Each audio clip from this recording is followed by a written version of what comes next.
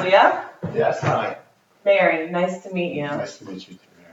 Thank you so much for coming in today. I really appreciate it. Thanks for having me. So happy to have you here. How's your day been so far? Decent. A lot of work. Awesome. Busy day? Busy day. Glad it's over. Okay. A little bit stressful for you? A little bit of stress today, but not too bad. Okay, and the drive here wasn't too bad? No.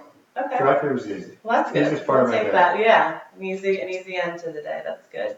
Before we get started, can I get you something to drink? Water or tea? Or... I had some water before I came out. Perfect. You sure? Yeah. Okay. All right, great. Well, let's get started then. So I see from your intake form that some of your biggest concerns are you want to promote overall better health and then also alleviate some of the symptoms of your atrial fibrillation. Is that correct? Mm-hmm. I would say not just alleviate the symptoms for AFib, but also eliminate AFib if possible.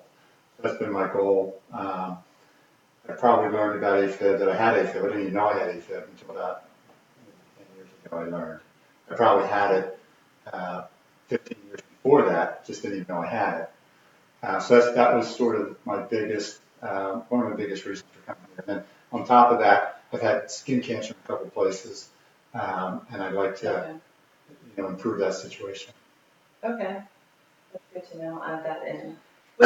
With the AFib, you said 10 years ago you realized you had it, but you think it was about 15 years ago. What about 15 years ago makes you think that's around when it started? I play a lot of basketball, and some days when I would play basketball, my energy level was fantastic, through the roof. And then 2 days later, I played basketball, and my energy level was essentially zero. And I couldn't understand why one day it was, I just felt great, and a couple days later, it wasn't that I felt bad, but there was just no energy. It really felt exactly like my tank, my energy tank was empty. As soon as I would start playing basketball, the first minute I ran up and down the court, I was exhausted already. Compared to 2 days before, I could run up and down the court all day without getting tired. And I couldn't figure out what that was. And I still didn't know until I went to a routine physical examination, I did a yearly examination, and they did an EKG, and the guy said, something looks funny here, go see a cardiologist, and the cardiologist immediately said, AFib. So that's how I learned.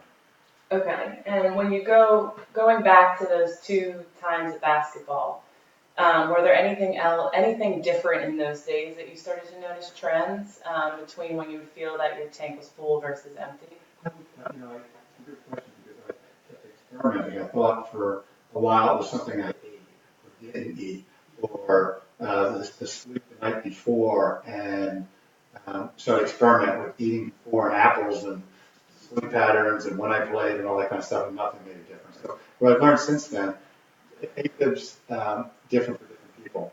And some people, they rarely go into AFib, but when they go in, their heart rate is very, very high, 140 or 150, and they know it. It feels like their heart is jumping out of their chest. Whereas me, it was completely different, completely opposite. My body would go into AFib for 2 or 3 or 4 days, and then through something, usually exercise, I'd come out of AFib, and I'd be out of AFib for 2 or 3 or 4 or 5 days, and I'd cycle back in. So it was sort of like a cyclical situation. And even when I was in AFib, my heart rate wasn't 140, even like it is now. I'm in AFib now. My heart rate might be 75 to 80. When I was not in AFib, my heart rate was so low, probably too low. It was down at 40. So I'd cycle between 40 and 80.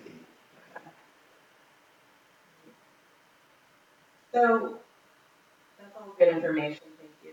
With the skin cancer, when was the first occurrence that you had the skin cancer? Probably, I go to a dermatologist regularly, and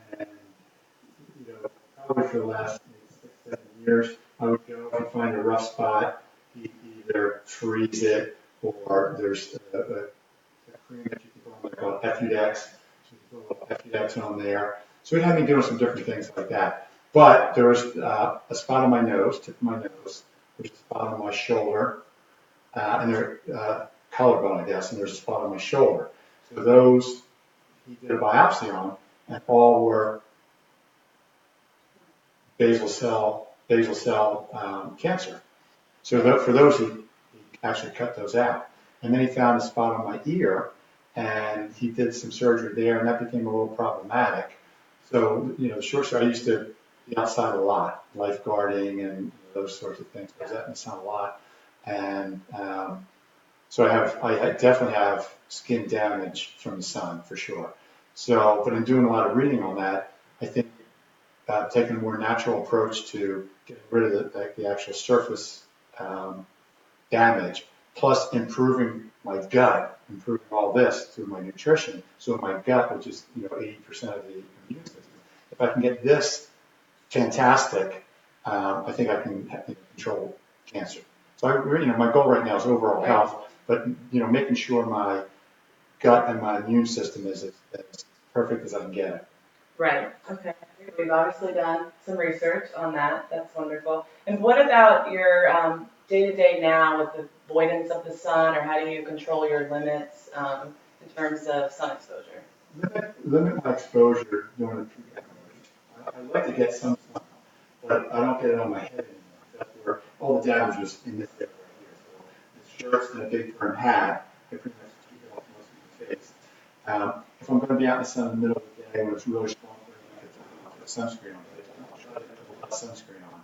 I try to just limit my exposure during the middle of the day. Try not to use as much sunscreen. Maybe go out a little bit later in the day, keep it to half an hour. But if I'm going to go out and, instead of getting sunburn, I'll put the sunscreen on. Okay, great.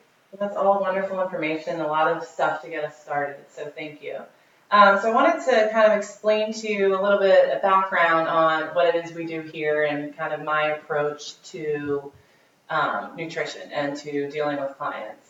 So I take a holistic and integrative approach to nutrition, which means that we look at all of the aspects that go into a person. So we definitely look in detail to everything they're eating, but then also take a big look at the physical inputs, the social, the spiritual, and kind of get a big idea of what's really going on at the base of this person. And in that way, we get to see the bigger picture of who you really are, and by understanding that the body is so interconnected in all of its systems, we're able to support you and support your health a lot more deeply and a lot better. So that's kind of our approach. And so to give you a little bit of background into what our relationship's going to be like, today is our big intake. I'd like to sit down with you for a little while and really get to go through everything that you've given. First of all, thank you for doing your intake form. Appreciate that. And we're going to go through that step by step. I've already read through it, and I have some notes and some specific things that I want to go over with you. But we're going to go through it step by step together to kind of, if anything else comes up, and then by the end of that, we should have a pretty good picture of where you stand. And then going forward from here, we'll probably take 3 to 4 weeks, and then we'll have you come back in. And over those 3 to 4 weeks, if anything major comes up that you want to talk to me about, you can definitely feel free to call the office or to email me. But I would like you to write down anything, any little things that come up for you, anything that stands out that's a little different, any changes you notice, and then we'll go over those. I like to sit down at that next meeting and really go over everything. Obviously, everything you say here is kept confidential. We don't share it with anyone unless there's a spouse or someone you would want to bring in and share it with. But other than that, we keep it all confidential here. And then, so what we're going to do is the intake form next, but before we do that, we're also going to do a light physical exam. And the reason we do this is that we want to get great baseline measurements for you so that we can, one, track your progress and see all the positive changes that we're making, but also, two, have a better feel for exactly where we stand now so that we can help you in the best way. So if you're comfortable with that, we'll get started now. Okay, great.